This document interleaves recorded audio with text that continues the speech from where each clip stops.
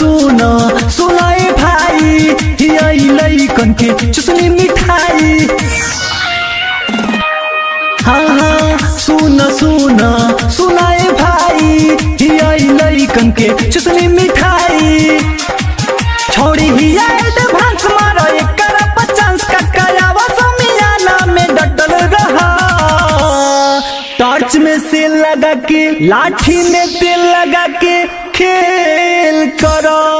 सटके सटा के सटल रहो ओही में लगा के अटल रहो। सटके सटा के सटल रहो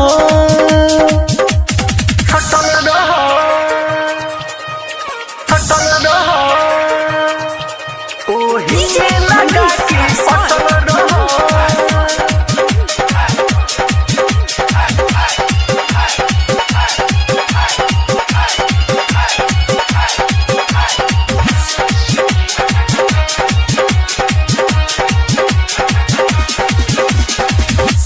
छोड़ी के सेक्सी फिगर हो एक कायावा कला मन हरी हर हो मन हरी हर हो मन हरी हर हो एक कायावा कला मन हरी हर हो।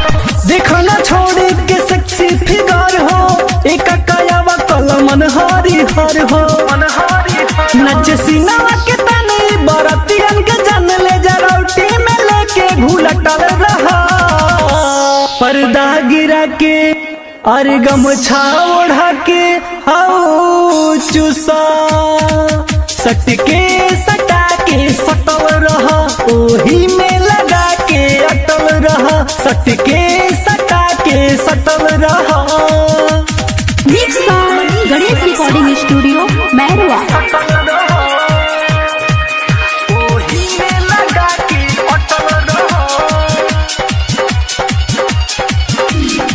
देखो ना आइल बिया एवन माल हो जीवल राजे कर तोला ना गाल हो तोला ना गाल हो तोला ना गाल हो जीवल राजे कर तोला ना गाल हो। देखो ना आइल बिया एवन माल हो जीवल राजे कर तोला ना गाल हो तोला ना गाल हो। इत लागेल कमाल कर हिरनी के चल मुद मुनो पटा के तू पटल रहा।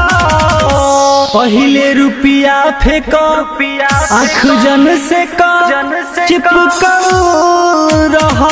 सटके सटा के सटल रहा ओही में लगा के अटल रहा। सटके सटा के सटल रहा।